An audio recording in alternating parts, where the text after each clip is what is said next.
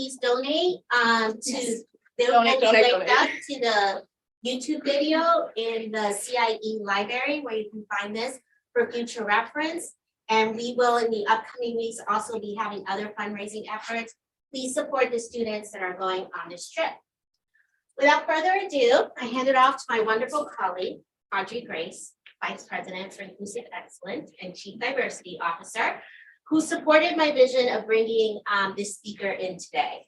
It's very important for our work in the Center for Inclusive Excellence to underscore the learning experience that you should have while you are a college student. And this is one such event. Sadly, Audrey is leaving in a few days, so I'm going to cede the floor so that they will do the introductions. And also, can we have some appreciation for Audrey?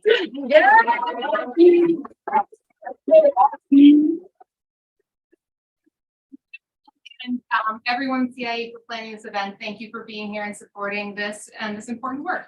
So I have the distinct pleasure of introducing our speaker today. Chad Williams is the Samuel J. and Augustus Spector Professor of History and African American Studies at Brandeis University. Chad earned a bachelor's with honors in history and African American Studies from UCLA and received both his master's and PhD in history from Princeton University. He specializes in African American and modern United States history, African American military history, and World War I era and African American intellectual history.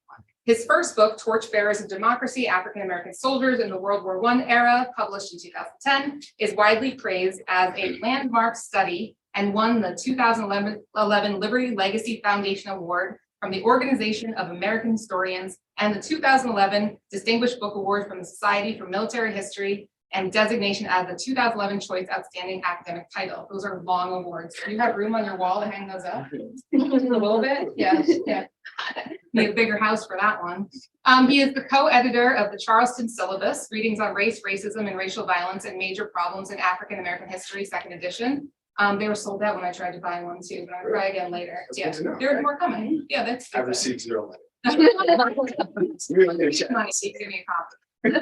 Chad published articles and book reviews in numerous leading academic journals and collections, as well as op-eds and essays in publications like The Atlantic, The Washington Post, Time, and The Conversation. He's earned a fellowship from Radcliffe Institute for Advanced Study at Harvard University, the American Council of Learned Societies, and the Schoenberg Center for Research in Black Culture and Ford Foundation, and the Woodrow Wilson Foundation. His next book, as Madeline mentioned, The Wounded World, W.E.B. DuBois in World War I, is coming out April 4th. Set your calendar reminders, and there's more information on the flyers around the room. So help you support authors like Chad by buying the book. And Dr. Williams, thank you for being here. Take care.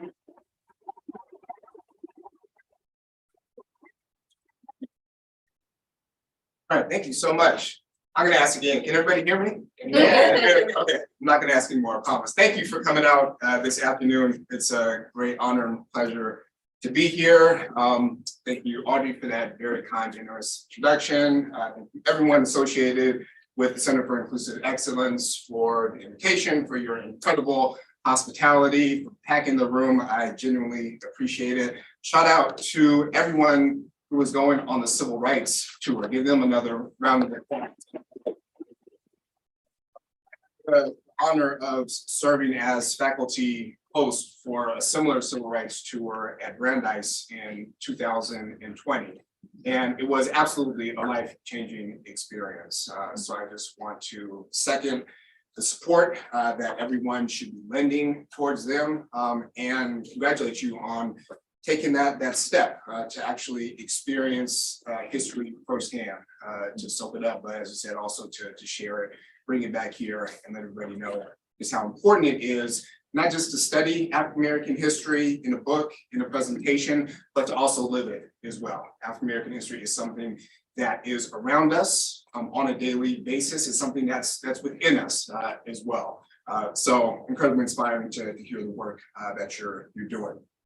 I'm definitely honored to be here to help kick off Black History Month. Black History Month has certainly come a long way, and it's always uplifting to see the attention that it receives, whether it's presidential proclamations, newspaper editorials, television programs, special lectures like at Regis College.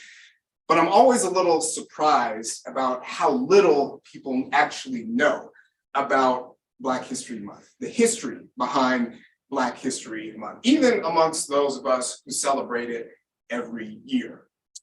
The story of Black History Month begins with one individual. It's gonna work, baby.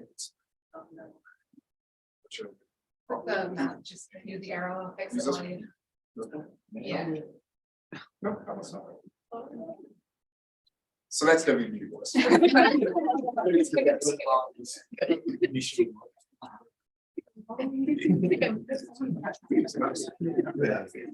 There we go.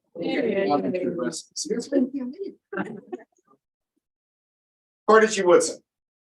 Carter G. Woodson was born in 1875 in New Canton, Virginia. And from an early age, Woodson had a passion for learning and studying history.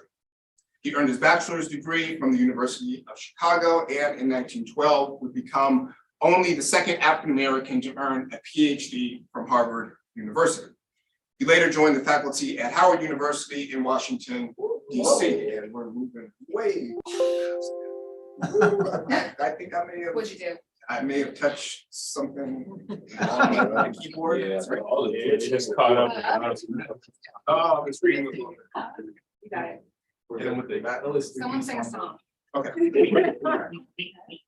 Okay, so Carter G. Woodson, second graduate with a PhD in history from Harvard, later joined the faculty at Howard University in Washington, D.C., committed to the scholarly scientific study of peoples of African descent, as well as fully cognizant of how history had been manipulated to justify racial discrimination. Woodson in 1915 founded the Association for the Study of Negro Life and History, which still exists today as the Association for the Study of African American Life and History.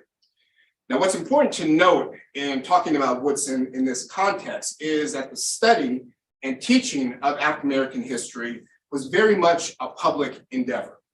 The overwhelming majority of African Americans did not have the opportunity to attend schools like the University of Chicago or Harvard University. Carter G. Woodson was the exception to the rule.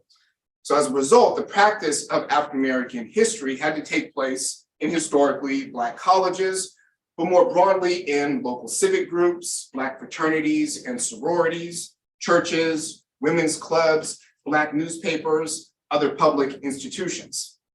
So it shouldn't be surprising then that the seeds for Black History Month were planted by Carter G. Woodson in one of the original African American fraternities, Omega Psi Phi, of which he was a member.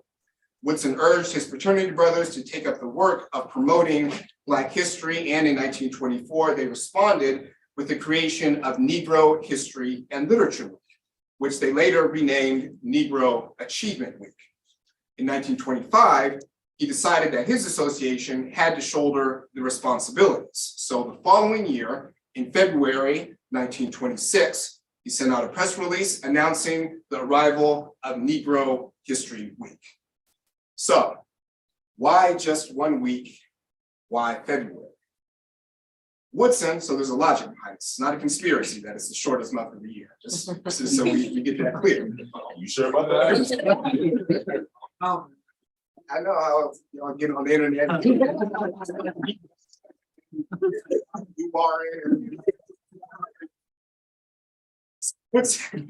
Woodson in part selected February to encompass the birthdays of two very famous Americans who played a prominent role in shaping Black history, Abraham Lincoln and Frederick Douglass, whose birthdays were February 12th and February 14th, respectively.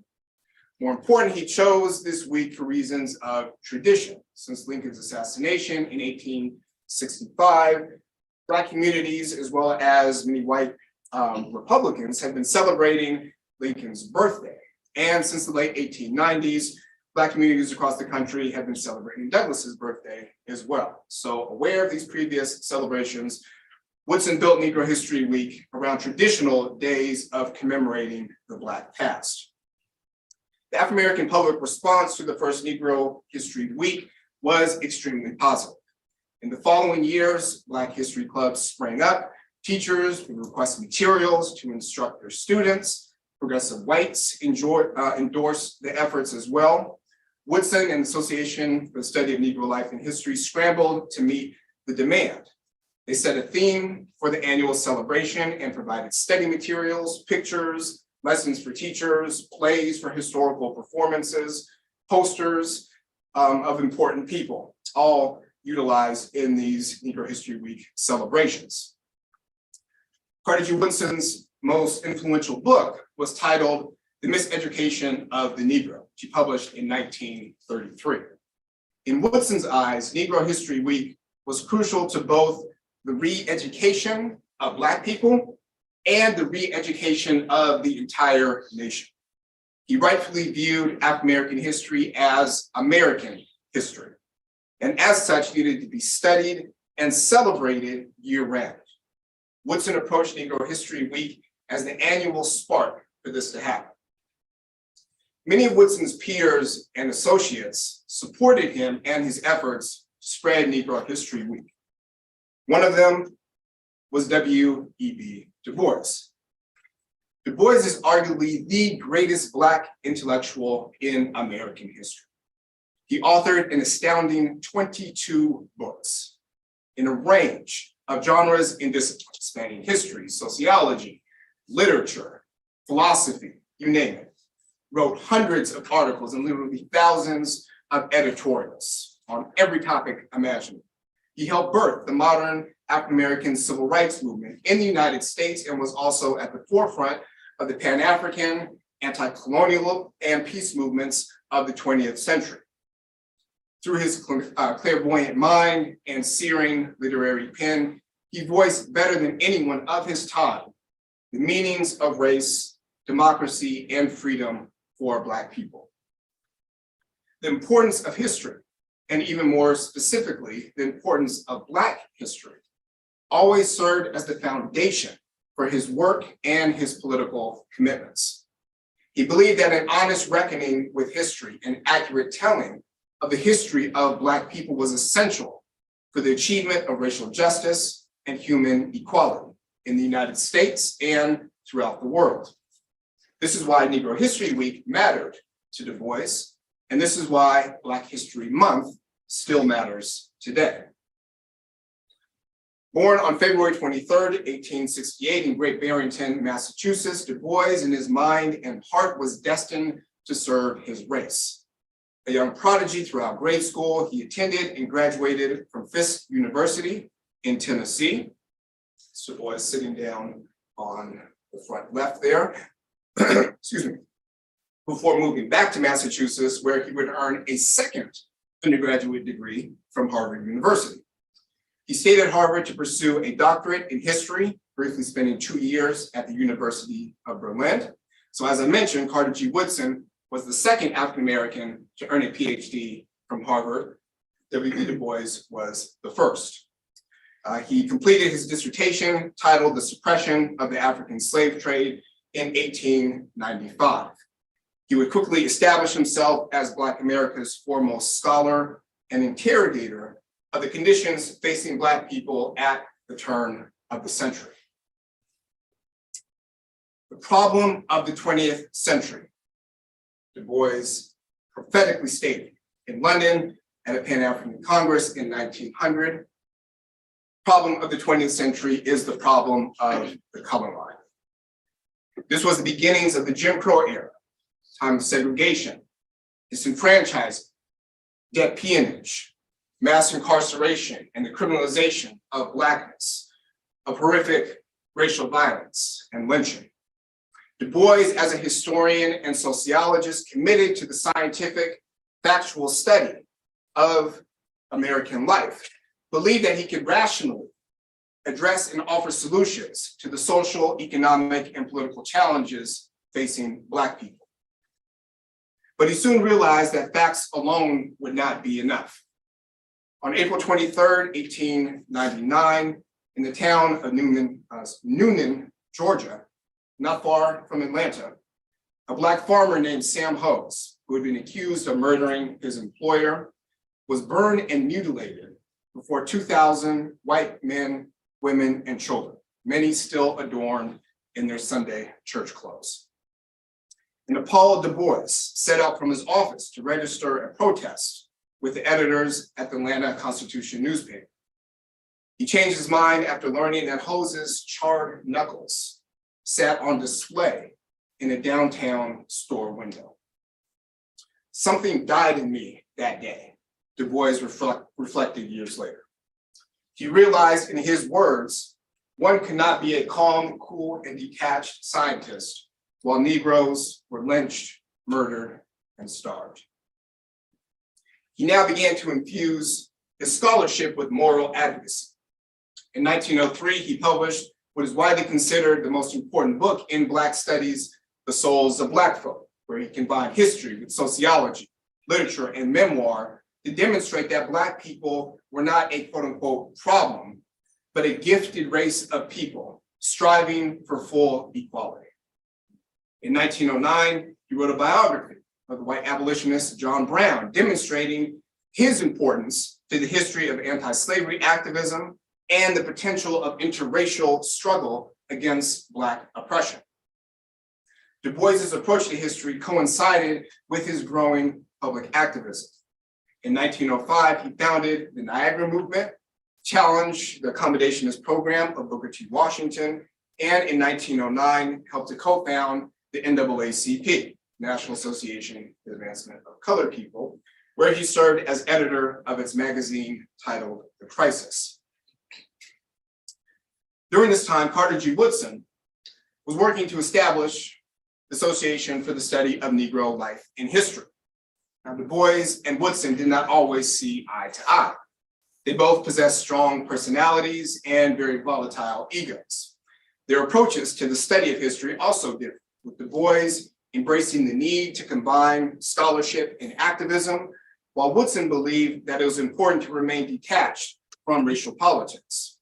In a November 1918 letter to one of his colleagues, Woodson wrote that Du Bois, quote, is now devoting himself altogether to propaganda, which does not readily harmonize with history. But even when they clashed, and this is actually something I talk about in my forthcoming book, shout out to my fourth. Woodson and Du Bois still respected each other. So after the creation of Negro History Week in 1926, Du Bois lent his support. He regularly fielded inquiries from teachers and community leaders requesting information and materials. He was also a frequent speaker during Negro History Week events. For example, in February 1934, he delivered a series of speeches across Texas on the topic of the history of the Negro since 1876. Carter G. Woodson wrote that Du Bois's talks were, quote, warmly received. The timing of Du Bois's Texas Negro History Week speeches is actually significant. Du Bois was just about to complete what he would describe as his magnum opus, Black Reconstruction in America, classic book. Published the following year in 1935, the book challenged the prevailing historical portrayals of the Reconstruction era, as seen in films like The Birth of a Nation, as well as in scholarly works like Claude Bauer's The Tragic Era, which painted Reconstruction as a complete and utter failure. To the contrary, Du Bois argued that the only failure of Reconstruction was that this bold attempt to remake the nation's democracy to include Black people came to a premature end. It was a moment of incredible promise when African Americans voted, held elected office, created schools reflecting their desire to learn and educate themselves, all reflecting their desire for freedom and full citizenship after the Civil War, after literally centuries of enslavement. Du Bois made the explicit connection between the history of Reconstruction and the present. The unending tragedy of Reconstruction, he wrote, is the utter inability of the American mind to grasp its real significance, its national and worldwide implications. He continued, writing, quote, if the reconstruction of the Southern states, from slavery to free labor, from aristocracy to industrial democracy, had been conceived as a major national program of America, whose accomplishment at any price was well worth the effort, we should be living today in a different world. He also criticized white historians who had blatantly distorted the truth about Reconstruction and in doing so misrepresented America's past. Nations reel and stagger on their way, Du Bois wrote. They make hideous mistakes. They commit frightful wrongs. They do great and beautiful things. And shall we not best guide humanity by telling the truth about all this, so far as the truth is ascertainable? Lessons that we can take heed to today.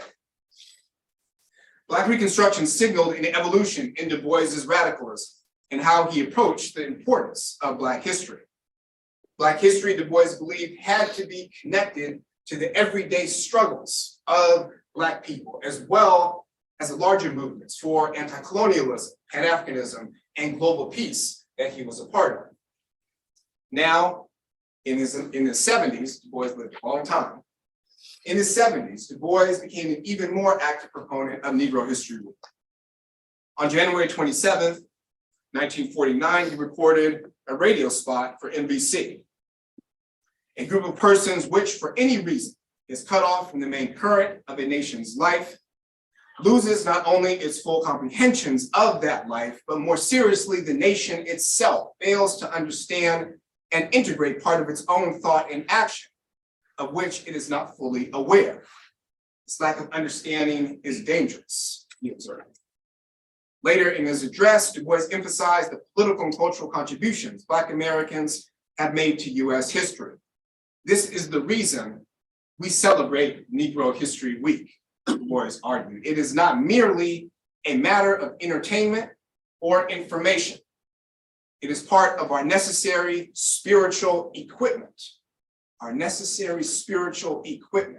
for making this country worth living in. A few days later, on February the 7th, he delivered a speech on Black history at the Society for Ethical Culture in New York City. Du Bois opened his talk by praising the efforts of Carter G. Woodson, saying, "There lives in Washington today a Negro, 75 years of age, trained as a historian at the University of Chicago and at Harvard. This man, standing almost alone," Bois stated, "has virtually compelled the people of the United States at least once a year to recognize the fact that a tenth of their population has developed a history worth knowing." Du Bois went on to talk about the study of history, how it was, quote, "not always a statement of fact, and far too often, quote, what we would like to have been true." Negro History Week was thus about revealing aspects of American history, in Du Bois's words, which most white people would like to forget, especially the history and ongoing legacies of slavery. "There are reasons, and strong ones," he said in his speech, "why men should not wish to remember the history of the Negro, but there are even more important reasons why they must not forget. The story, in short, is this: the people of the United States, even before they became a free nation and a democracy, stole millions of persons from Africa and brought them here to work for them." Negro History Week, Du Bois concluded, tries to bring these facts to the attention of the American people, to the attention of Negroes themselves, to let them know that despite the silences and omissions and the distortions of history, Negroes in America have done a remarkable job in the personalities which they have given to the nation and the contributions which they have made to the nation's culture, into the expressions which they have contributed to American art. Carter G. Woodson died on April 3rd, 1950 in Washington, D.C. at his home. Shortly after Woodson's death, Du Bois drafted an article titled, "Should Negro History be Taught as a Separate Subject?" A question that is certainly highly relevant today. Du Bois praised Woodson and his, quote, almost unaided efforts to have Negro History Week celebrated every February. He wrote, quote, theoretically, a nation's history should be taught as a whole and not in parts or in sections. It should be developed so as to tell one continuous and integrated story. But Du Bois saw the current teaching of American history as so thoroughly racist and corrupted by falsehoods and omissions that the distinct teaching of Black history was necessary. In his words, quote, not simply as a matter of defense for Negroes, but an upholding of science and truth. Emphasizing this point, he stated, a certain shame, a guilt, a dislike of recalling that this, quote, land of the free was also a land of the slaves, tempts us either to omit entirely the part which the Negro played or to distort it. We do not like to remember, for instance, that the fathers of the country who declared that all men are equal with equal rights to life, liberty, and the pursuit of happiness, said this in the face of 700,000 slaves who formed a fifth of the nation. We are loath to remember that human beings in the United States were once legally real estate, with no rights of property or family, to be bought and sold like cattle. This omission, whether deliberate or from sheer ignorance, not only is unfair to Negroes, but it is an affront to the intelligence of the whites and a blot upon our system of education. Du Bois continued to annually recognize Negro History Week throughout the 1950s in speeches and published articles. He did this in spite of being targeted by the government during the Cold War Red Scare and branded as un-American for his radical beliefs. He viewed the honest telling of history, even if it meant critiquing America, as the highest form of patriotism. Du Bois drafted his last Black History Week article in February of 1962 in Ghana, where he would spend the final years of his life. I hail our present-day freedom fighters from Africa, where Negro history began more than 2,000 years ago, he wrote. Du Bois quietly passed away in his sleep in Accra on August 27, 1963, on the eve of the March on Washington for Jobs and Freedom. Many attendees remarked that Du Bois's spirit hung over the historic gathering that day. The modern civil rights movement, the 1960s, due in no small part to the foundation laid by W.E.B. Du Bois, had a dramatic effect on the study and celebration of Black history. By the late 1960s, as Black students on college campuses became increasingly politicized and racially conscious, Black History Month began to replace Negro History Week. Change in title is significant. Negro History Week, Black History Month. Younger intellectuals within the Association for the Study of Negro Life and History prodded the organization to change with times, and they succeeded. In 1976, 50 years after the first celebration, the association used its influence to institutionalize the shift from a single week to a full month and from Negro history to Black history. And since 1976, every American president, I don't want to say every American president, we had a president a few years ago, who I don't know if he celebrated Black History Month. Yeah, I should have put an asterisk. Almost every American president since 1976, Democratic and Republican, has issued proclamations endorsing the Association for the Study of African American Life and History's annual theme. So here we are in 2023, recognizing Black History Month. The theme for this year is Black resistance. Why does Black resistance matter? Well, this is the headline that greeted me as I was putting the finishing touches on my talk this morning. Couldn't be more timely, ironic, and maybe even tragic. The teaching of African American history, of African American studies more broadly, is under attack. we are still engaged in a battle over what is American history and what place Black people have in American history, as taught in schools across the country. But these battles are not new.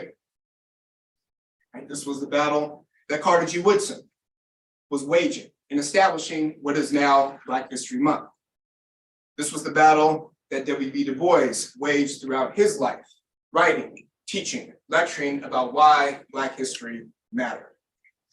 For Carter G. Woodson and W.E.B. DuBois, Black history was resistance, and still is. If we truly care about history, but even more urgently, if we truly care about justice, equality, and democracy today, we must then recognize the importance of Black history and its deep legacies of resistance. Thank you very much for your time.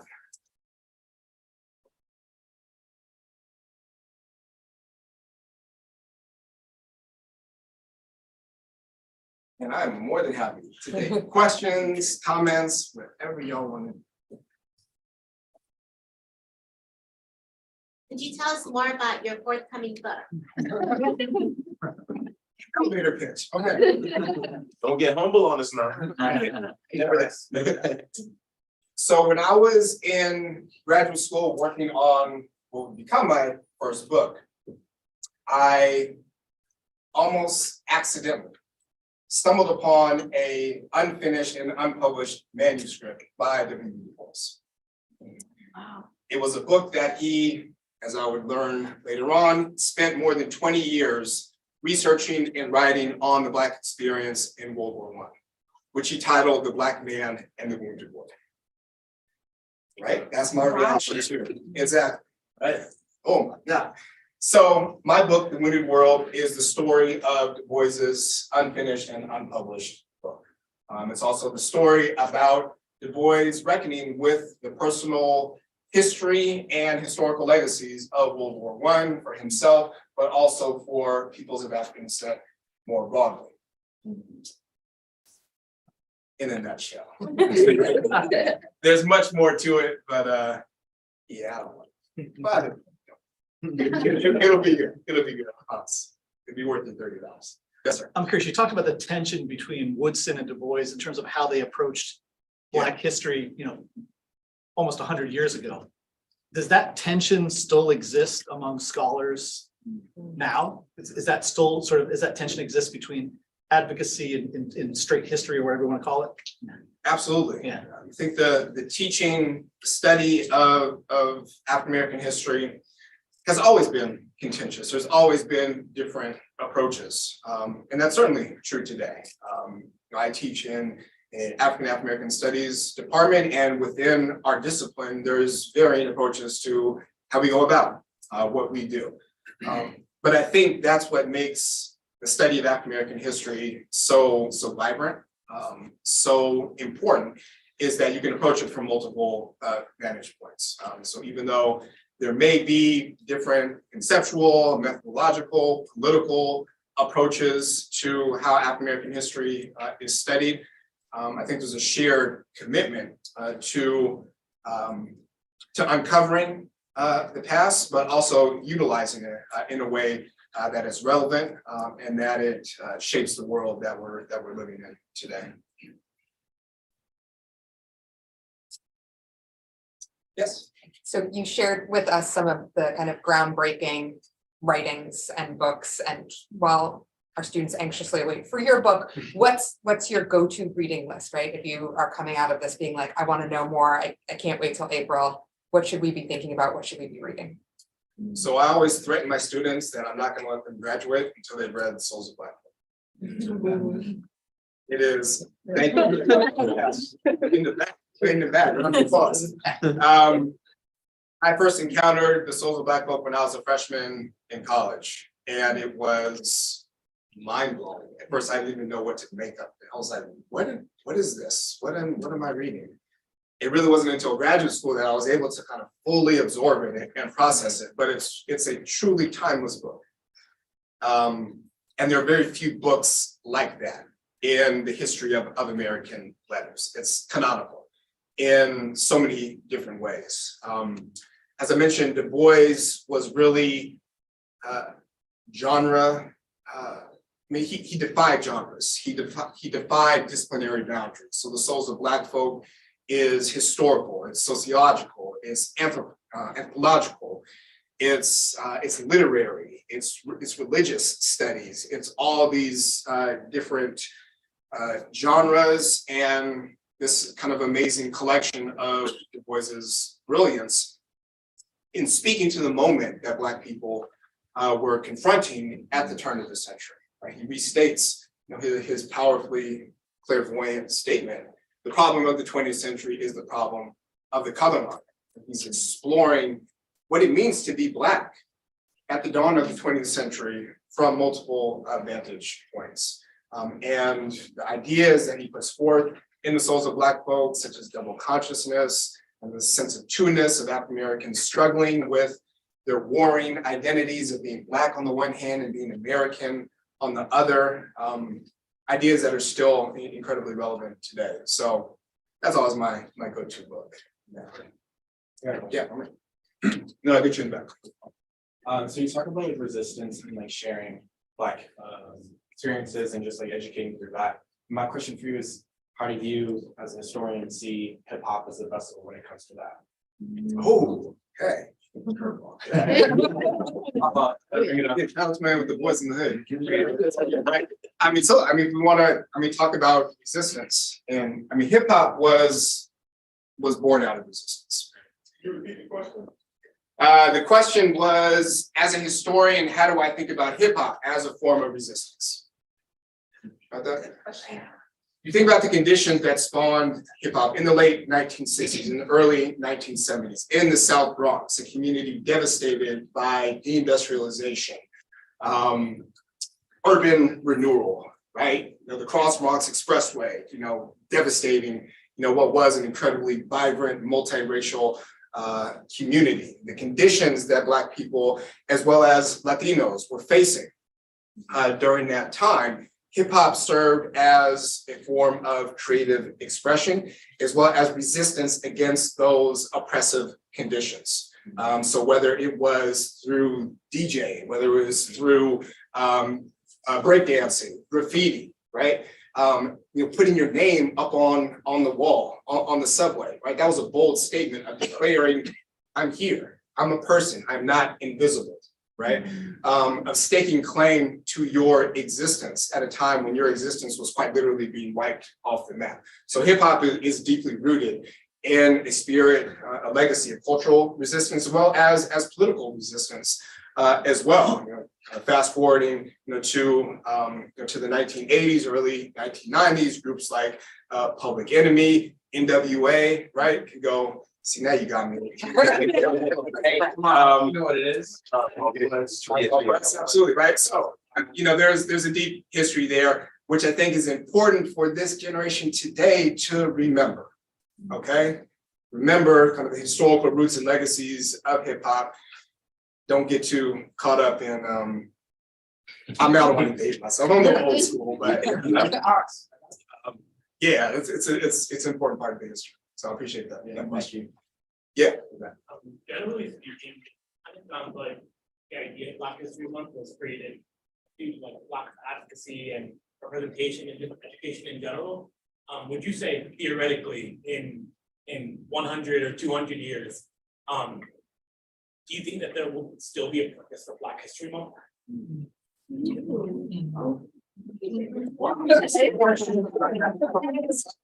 Backwards and not forward.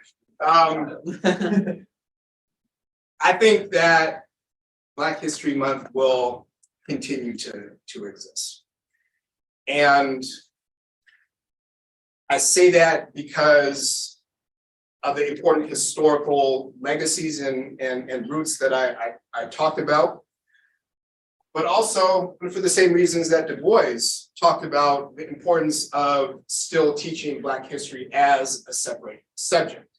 To say that we're not going to need Black History Month is to also suggest that racism is somehow going to disappear as well. I doubt that it will. I think that there will continue to be a need to teach Black history, to emphasize the unique contributions that Black people have made. Not to say that Black people, are not a part of the whole, right? Are not a part of American history as a whole, but given their unique history, given the unique challenges that they've faced, it's important to spotlight African Americans and other peoples of African descent, right, as a unique group and the unique contributions and struggles that they've had, right? So I think that will continue into the foreseeable future. Thank you.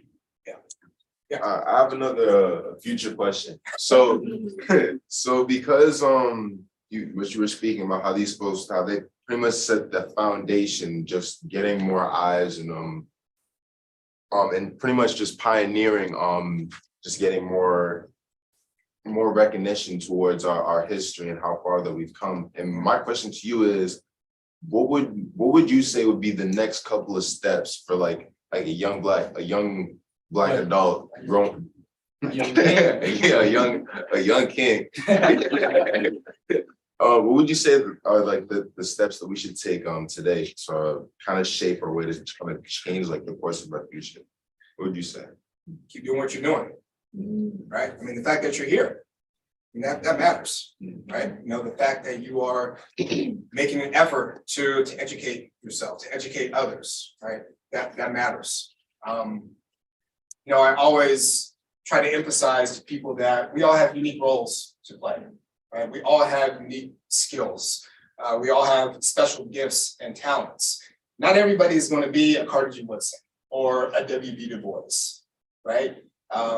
Or Malcolm X or Martin Luther King Jr. or Rosa Parks, right? Or Ida B. Wells, or, but we can do our part, right? We can lean into who we are.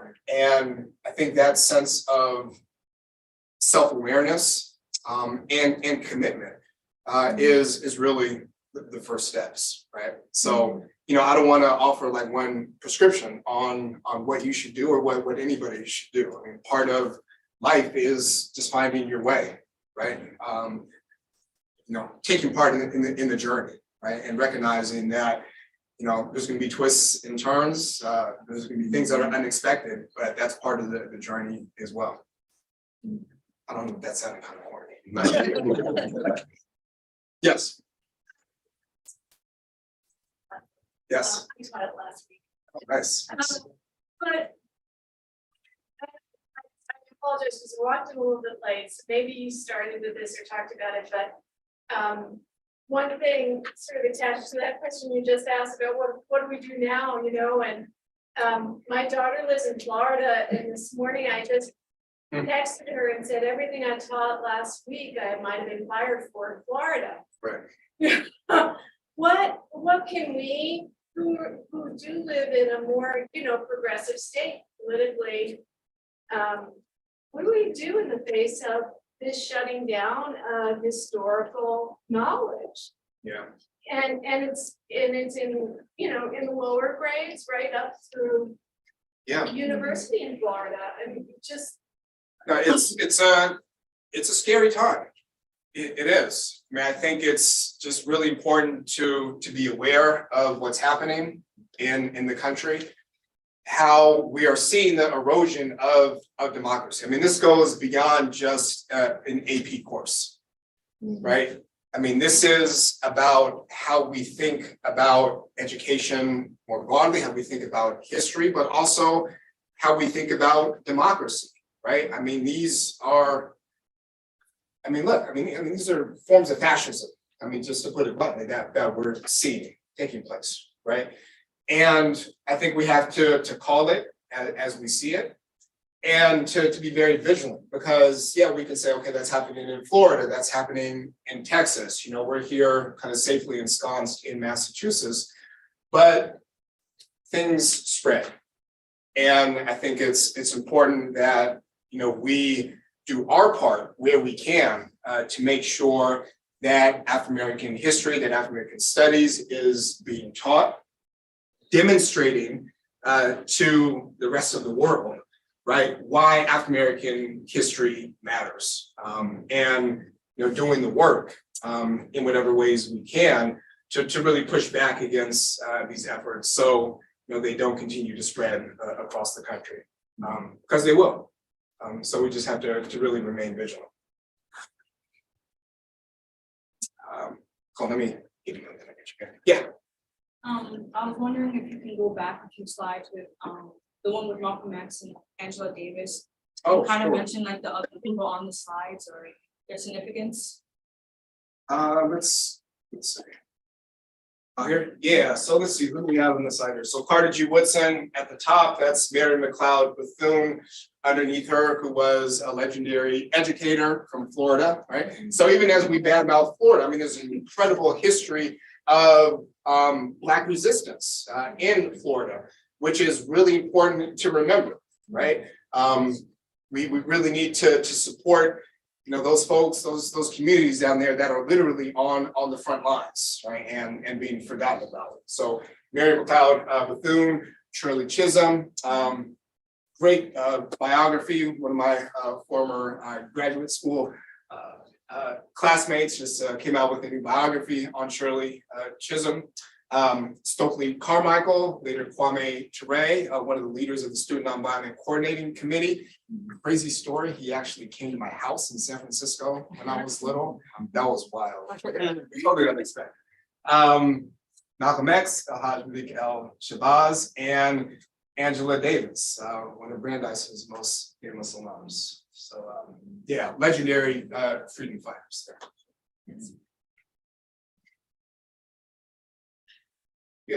Yeah, I just had a question. Just you got me thinking about like Black leaders and previous ones. You were talking about like being prosecuted by the FBI, like MLK was, and there's new forms of that, like with Kaepernick, for example, out of a job. And so my question for you is, what advice do you have for like Black people trying to advocate how to protect themselves? Do you think that there's advice there, or unfortunately, do you think that that's a part of like the cross, like being that sacrificial lamb and like painting that target on your back? Do you think that's just part of the role, or is there, and that should be something that's accepted before you step into that space? Yeah, I don't know if everybody heard the question, but I mean, in some ways it's, so what advice would I have for a young activist who is stepping into a role of activism and the potential repercussions that could come along with that, right? Again, I go back to what I said, not everybody is built for that. And there's nothing wrong with making that choice, right? And when I was in college, I was a senior in college, and I was president of our Black Student Union, engaged in all types of protesting and crazy activities. I don't know how I graduated, but somehow I did. And was arrested, for protesting, against the elimination of affirmative action in the state of California. And there are other friends of mine, who made the decision that no, they weren't gonna go take over that building like we did, right? They weren't gonna risk getting arrested. And I respected that, right? I didn't, look at them, sideways, right? Because that was a conscious choice decision that they made. They were doing other things to help us on campus, to help kind of move, things forward. So I think, when you step into a role of activism, you need to be very aware of the responsibilities that come along with that, as well as the potential consequences. And obviously history, serves as important, reminders, lessons about how Black resistance has also gone hand in hand with Black repression. Whether it's from the highest levels of the federal government, to the more subtle everyday levels of harassment and persecution. So I think history is an important guide, but also kind of being true with yourself, about who you are and what you're willing to sacrifice. And get a lawyer. Get a lawyer, right? So, I mean, it's kind of like a question, but like I'm also like looking for your opinion as well. So, it was last month, Brian and I we were on a panel, and I mean, one of the points that we were making was that we have great leaders such as MLK that were pursuing their dreams and their ideologies through more of like a passive way. And one of the points that we were trying to make is that although being passive and turning the other cheek is a great and productive way to push your ideology and push your message. The point that we were trying to make is that we shouldn't completely neglect the idea of like rage or anger, because the point that we were trying to make is that and everything in this country was earned and was given through some type of force. Nothing in the United States, I don't even think the world was given just because you just asked for it. And I just wanted just to get your opinion on that, how you felt about that. Yeah. One of my favorite quotes is from James Baldwin, and I'm kind of paraphrasing a little bit. But he said, "To be Black in America is to be in a constant state of rage all the time." So rage is real, right? And there are times when rage needs to be embraced, right? For rage to be expressed. And there's a lot of different ways that you can do that, you know, whether it's through art, hip hop. It might even be, you know, taken to the streets and doing something else. I don't want to advocate for doing, I don't want to get y'all in trouble. But I do think that we want to be careful, you know, when we kind of create these dichotomies between kind of passive nonviolence and rage or self-defense, right? And this is something that folks going on the civil rights tour will see, right? There was nothing passive about what folks in Montgomery were doing, right? There was nothing passive about what folks in Birmingham were doing in 1963, right? It took all kinds of bravery, of active will, right? To step into that terror, right? I mean, even thinking about nonviolence, right? Nonviolence isn't passive. I mean, nonviolence is something that requires incredible strength and discipline, right? So, I mean, even someone like Martin Luther King, right? He had guns in his house. Okay, don't get it twisted, right? So, you know, there's a lot of history there that I think, you know, sometimes gets romanticized or sanitized is maybe a better way to put it. You know, rage has always been a part of the Black experience, and so has, you know, resistance in multiple forms.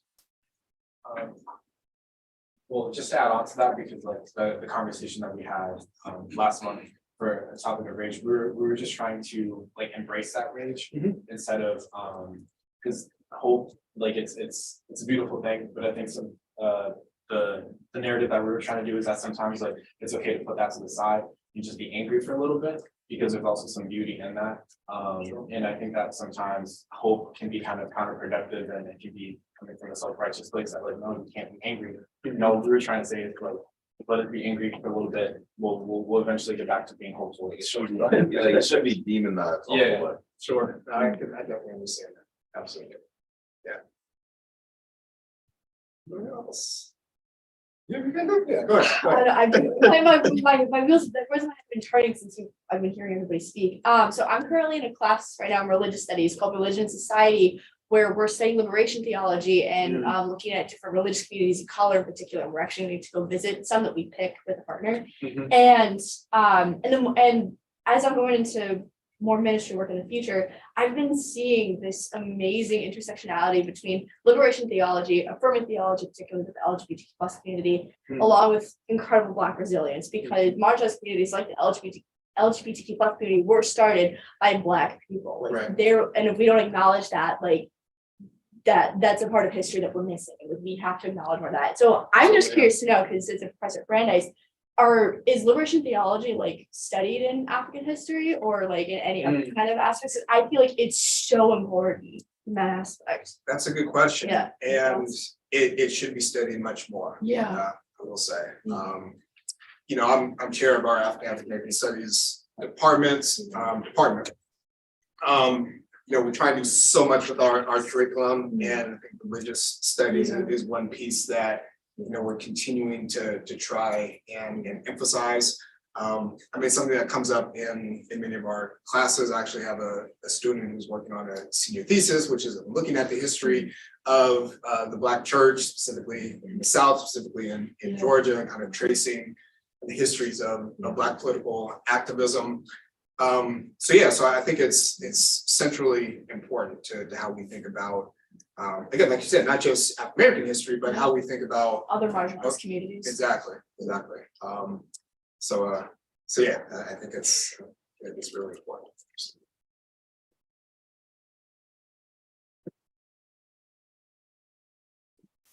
Okay. Could you mention one more time about the GoFundMe sites for the students participating in the Civil Rights Pilgrimage? The GoFundMe sites, yes, give them some money, give them some money. Yes. And it's all. Yes. Yeah, it's on the YouTube chat too. There you go. Yes, the more the better, the more you raise, the better. Okay. Also funding. Thank you. Thank you so much. Thank you.